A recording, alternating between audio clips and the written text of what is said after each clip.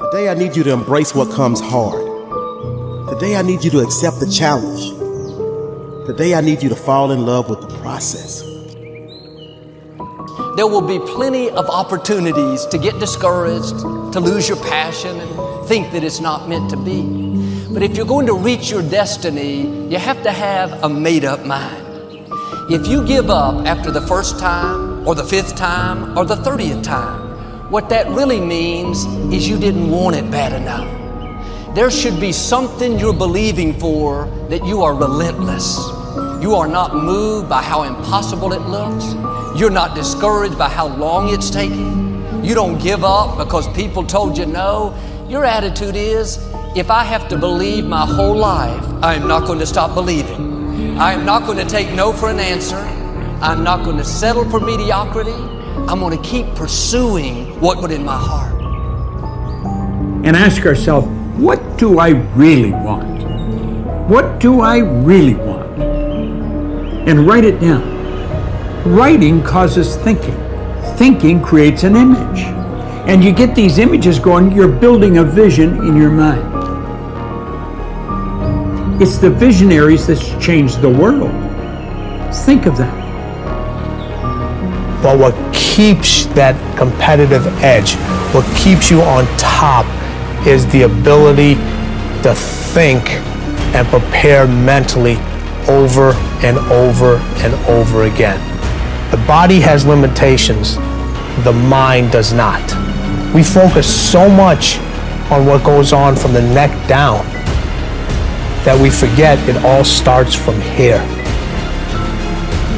Everything starts from there. If you're not mentally ready, you're never really physically prepared. And that's where the preparation starts.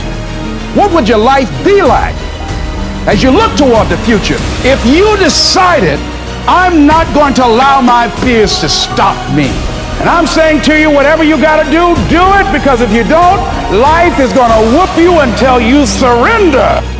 So when you're young and you make mistakes, don't let them eat you up. Because everybody that done made it. You got to fail in order to win. Hey, look, man, to understand how to hit the game-winning shot, you got to miss the game-winning shot. You know, you got to be tough because the road to success is always under construction. It's never a clear path to success. The people who become successful are the people who have a relentless attitude. And you just got to hang in there through the bad breaks, because the bad breaks is coming, but they usually come right before the big break is about to happen. You get a series of bad breaks and it stumbles up a lot of people. My life and my success is to say to anyone, you can stumble, you can fall, you can get back up again.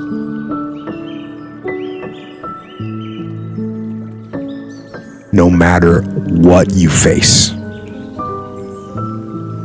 no matter how bad it is going to be, when there is a challenge, and by a challenge I mean anything in life, any challenge, anything that you're facing, the only way to overcome the challenges that you face is to start walking.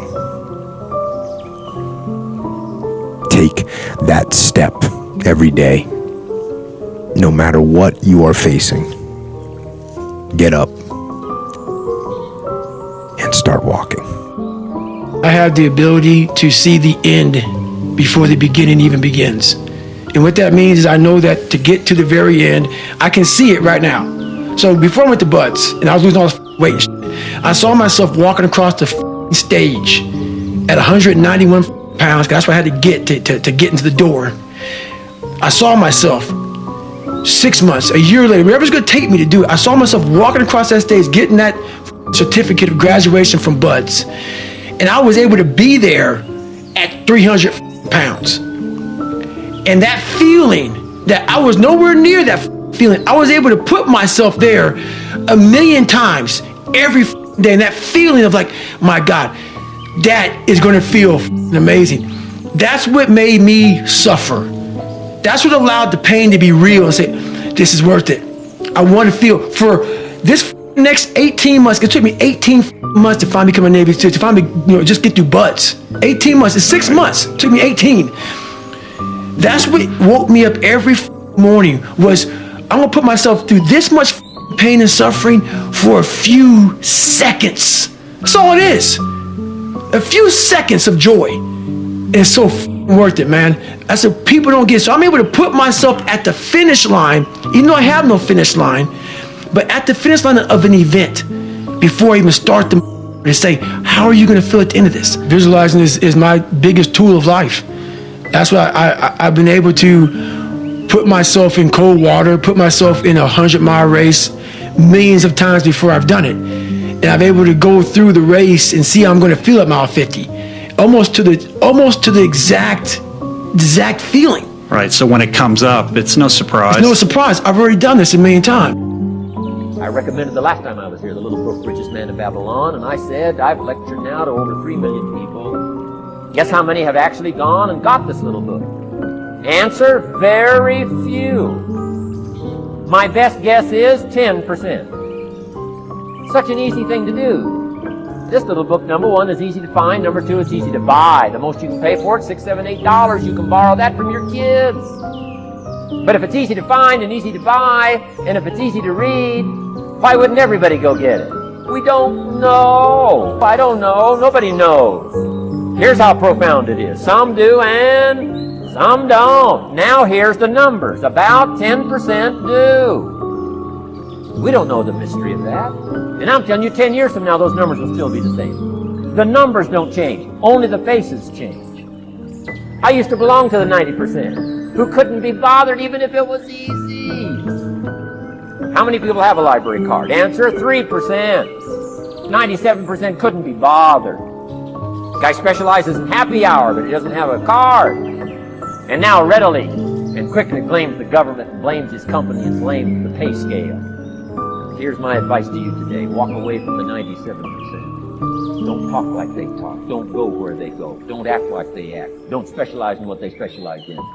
Throw away the blame list they cling to. You got to be consciously conscious today because your environment can hypnotize, mesmerize, and paralyze you. The other thing is, take full responsibility for your life. Oscar Wilde once said, responsibility is what we expect from somebody else. This is very true. Most people dread accepting responsibility. That's just a fact of life, and we can see it in operation every day. We can see ourselves getting hot under the collar when the dentist keeps us waiting, and we're sitting there reading old magazines when our appointment was 30 minutes ago. And we don't stop to think that we forgot to mail in this month's mortgage payment. We can see ourselves growing angrier and angrier because a business contact is supposed to call at noon, and here it is almost 2 o'clock, and the phone still refuses to ring. But we don't stop to think about the calls we ourselves have forgotten to return while we've been so busy fuming. We can see ourselves writing an angry letter to the airline because a flight was delayed, but we don't write an angry letter to ourselves when we're late for something, even though that might not be a bad idea at all. Yes, we can see avoidance of responsibility all the time in both our personal and professional lives. And here's something else we can see just as often. We can see that most people aren't as successful as they wish they were. Do you see there's a connection between these two very common phenomena? I certainly do, and by the end of this session, I hope you'll agree with me. I hope you'll understand that it's in your best interests to take responsibility for everything you do. But that's only the beginning. I'm also going to suggest that many times it's even best to accept responsibility for the mistakes of others, especially when you're in a managerial or leadership role. I can hear you saying, what? Accept responsibility for someone else's mess-ups? Why would I want to do something like that? Well, that's a fair enough question, and over the next few minutes I'll try to answer it. One of my weak points in my personal life is I don't like technical stuff. So even though I have to be on Twitter and Instagram and Facebook, I don't care for that. So guess what? I find somebody who loves to do that. You know, I find somebody who has a strength where I have a weakness, and I partner with them. All you're trying to do is get to the goal. No one gets there by themselves. Everybody needs help. Now, when you know what you got going for you, be confident, not cocky. Managing your strengths, knowing what they are, and don't let nobody talk you out of it.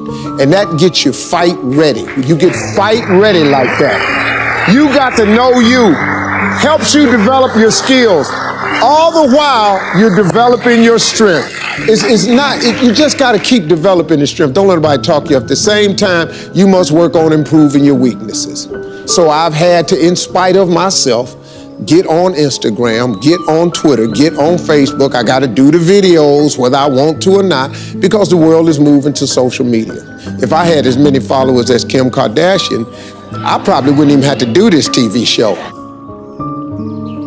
During the years when professional basketball was just beginning to become really popular, Bill Russell, who played center for the Boston Celtics, was one of the greatest players in the pro league. He was especially known for his rebounding and his defensive skills.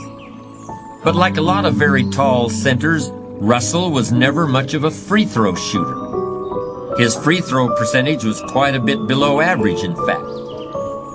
But this low percentage didn't really give a clear picture of Russell's ability as an athlete. And in one game, he gave a very convincing demonstration of this. It was the final game of a championship series between Boston and the Los Angeles Lakers. With about 12 seconds left to play, the Lakers were behind by 1 point, and Boston had the ball. It was obvious that the Lakers would have to foul one of Boston's players in order to get the ball back. And they chose to foul Bill Russell. This was a perfectly logical choice, since statistically, Russell was the worst free throw shooter on the court at that moment. If he missed the shot, the Lakers would probably get the ball back, and they'd still have enough time to try to win the game. But if Russell made his first free throw, the Lakers' chances would be seriously diminished. And if he made both shots, the game would essentially be over. Bill Russell had a very peculiar style of shooting free throws. Today, no self-respecting basketball player anywhere in America would attempt it. Aside from the question of whether it's an effective way to shoot a basket, it just looked too ridiculous. Whenever he had to shoot a free throw, the 6'11" Russell would start off holding the ball in both hands about waist high. Then he'd squat down, and as he straightened up, he'd let go of the ball.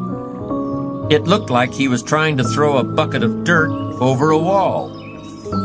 But regardless of how he looked, as soon as Bill Russell was fouled, he knew the Celtics were going to win the game. He was absolutely certain of it. Because in a situation like this, statistics and percentages mean nothing. There was a much more important factor at work. Something that no one has found a way to express in numbers and decimal points. Simply put, Bill Russell was a player who wanted to take responsibility for the success or failure of his team. He wanted the weight on his shoulders in a situation like this. No possibility for excuses, no possibility of blaming anyone else if the game was lost, no second guessing. Bill Russell wanted the ball in his own hands and nobody else's.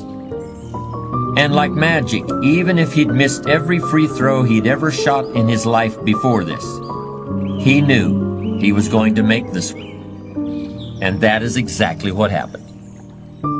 That is what virtually always happens when a man or woman accepts responsibility eagerly and with confidence.